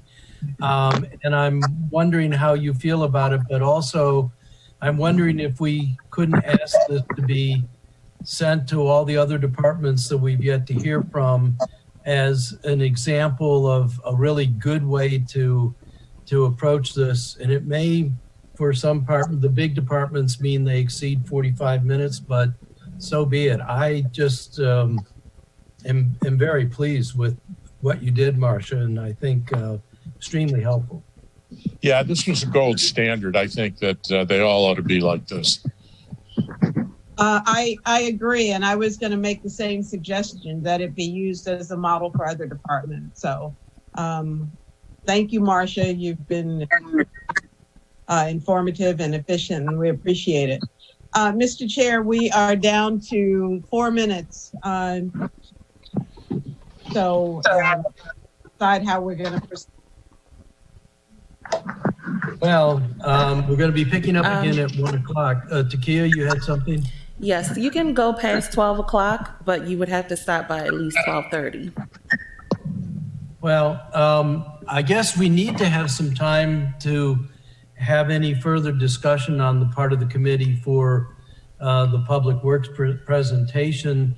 Obviously, we're not going to get to finance, so we'll need to figure out how we reschedule that. I think we're talking about at 1 o'clock picking up with legislation. Rob, I don't know if you got the message that he said he could attend. I haven't heard from Archie. Pardon me? Rob responded and said that he could attend, but I have not heard from Archie Trader yet. Well, I thought we were asking Archie and Rob to be available at 1 o'clock at the beginning of the next session. Yeah. Right. Okay. Rob said he could. I haven't heard from Archie. Right. So at the beginning of the next session, which we are scheduled to hear from the mayor's office, am I in the right day? Yeah, mayor's office, city manager's office, MIT and HR. And now we need to figure out what to do with finance. But also I thought the beginning of the budget, the session could be to take up the legislation for the pool fees. And we also need to work with the finance director to figure out how we're going to reschedule finance in this agenda. So thoughts from the committee? Well, my gut reaction is to take them at 1 o'clock, but that's up to you. That may do more harm than good in terms of scheduling. We've got to get questions more concise and allow the presenter to keep on going. I think that's what took up a lot of the time. But I also agree with you that we need, although we do have time constraints, we need to keep on going, and with different presentations. And I don't think we ought to cut anybody off. We can use all the information we can get. Well, I appreciated people holding back their questions during Marcia's presentation. Obviously, I wasn't that polite, but sometimes I feel like we really need to hit it while it's topical or it's in the current mode. And I think that it benefited by being able to ask those questions. 45 minutes was, as the president often says these days, aspirational. I think that what we really need to do is to allow the committee and the adjoining alderpersons the ability to interject as we go along. I want you to know that Brian from IT came in because I'm in the office, and he's panicking now because Marcia certainly raised the bar, and he told me, he told me, please don't expect that from IT. Essay or something? Pardon? Yeah. Thank you. She's on the phone. Kate, Katie? I think Sheila's on the phone, but I wanted to mention you inquired about Appendix A at the beginning of the meeting. Yes. It is in Granicus if you want to go there and see. I need to get it so I can print it out on my, I'm doing everything hard copy and adding it to the budget book. I guess I can do that out of Granicus. I don't know. All right, Sheila, you were going to say something?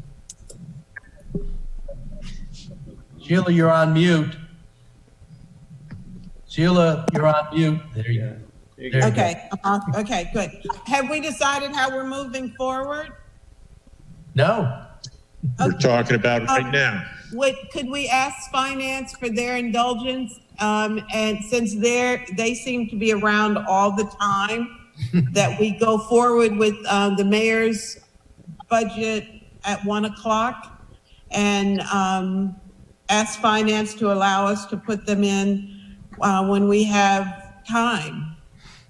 That's fine with me. I have it prepared. If you want some kind of PowerPoint with more detail on it, I'll have to try to find some time in my schedule, but mine is a different kind of department than Public Works. There's nothing pretty about accounting and financial reporting. Sorry. I think it's beautiful. And it's not, and it's kind of invisible to the citizens, which also kind of makes it a little less interesting. So I'll be glad to sit out until we're ready to go. But right. You've seen my presentation, so if you want me to do anything else to it, please let me know. Okay. Do we have, I didn't see your presentation. I sent it to you about a half an hour, 20 minutes before the meeting. Okay. And it's also and attached. one of the schedules, it had some columns that didn't print because it got cut off. So I changed that second schedule and resent it.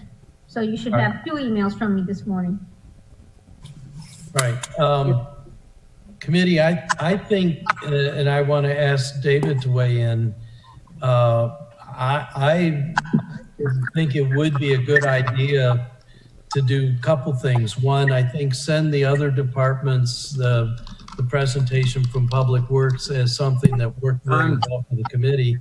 But two, I like the idea of that being published, posted on the city's website, because I think it explains to our citizens something we don't really often do, which is what are they getting for their tax dollars? Because they're getting a lot. And I think it will give them a much more thorough understanding of what departments do for them. It's kind of a reminder, because I often hear, what am I paying all these dollars for? And I think it's a very good answer to, for that department, what you're paying the dollars for. Yeah, no, I agree. I just sent out Marcia's presentation to all the directors, and I gave them the unfortunate news that they need to, whatever work they've done, they need to rework it and make it fit this format.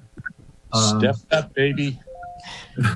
Obviously, the groups that are presenting this afternoon won't be able to do that, but I'm hopeful that the ones, fire and police, who are presenting in the morning will be able to do it. I think the value of this is more for the outward-facing departments to provide this information to them. Maybe not so much for purchasing or finance or some of the internal departments, but we can decide after looking at the presentation. But I think if we're going to do it, we should put as many of them up as we can. I think we also ought to pass on to Lynn that all the work that she put into this is really starting to pay off. I just think this is a major step forward. And she's on the call. I see her her label there. She just hasn't, good. Well, shown up. Passed it on. I know she's there. All right. So committee, I agree with Sheila that we should just pick up with the schedule as it is, and we'll work with Jody to figure out how we get her rescheduled.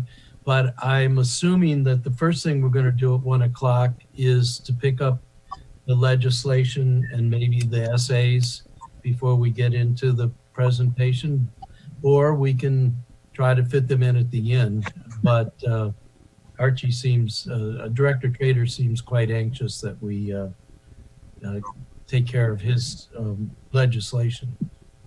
He's calling into Takia. I reached him, and so he's called. Takia, he should be reaching out to you.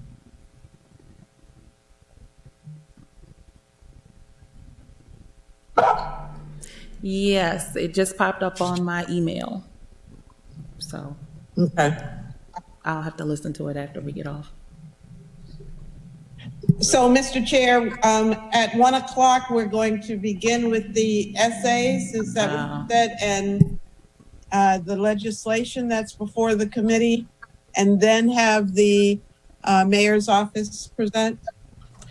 I'm putting that to the committee. That's the one way we can go. That's fine with me. Yeah. All right. So at this point, then, I guess we should adjourn and reconvene at 1 o'clock. I second that. Jody, were you trying to, Jody and Katie? Yes, Katie had a question. I just want to make sure, since we're going to do the legislation at the beginning of the next session, that all the directors that have an SA or FT, like we send the invite to them. That's all. That makes sense. All right. Thank you, everybody. Okay, see you at 1 o'clock. Thank you, Marcia. You Great job. guys have to adjourn. Great job. Great You have job. to adjourn. All right. Very much. Is there a motion? Oh, Takia? Yeah. I was just letting you know that you haven't adjourned yet. I know. I was just going to say, is there a motion to adjourn? So moved. Second. All in favor signify by saying aye. Aye. The ayes have it. Thank you again, everybody.